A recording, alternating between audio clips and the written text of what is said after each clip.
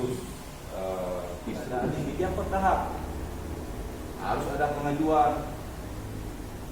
Jadi rumit memang syaratnya. Nah, dengan napeng itu timbullah kepentingan pandangan, tak perlu visi juga anak muda, visi korupsi pengen pun juga anak muda.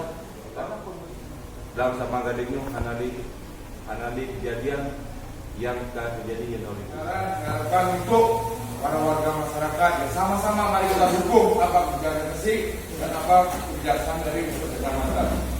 Kenapa? Kalau kita sudah satu kerja di satu tempat, di satu desa terjadi adanya gergepan, adanya grup-grupan, misalkan tidak nyaman, gejolak di kampung setelah kita memperbaiki.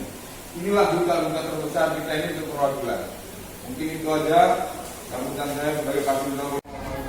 Senang sekali pada hari ini sudah ada titik temu kedua belah dengan 18 2002 sudah terlaksana dengan baik tanpa ada paksaan dari siapapun, yang memang keadaan dia bersama. Baik, merasa lega dan senang karena kami telah melakukan penerimaan yang baik. Kemudian dalam hal ini kami tidak ada hal goyang-goyang lagi.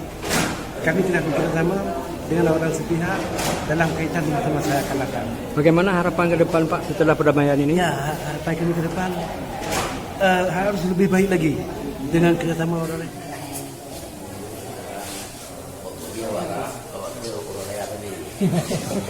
Yuk.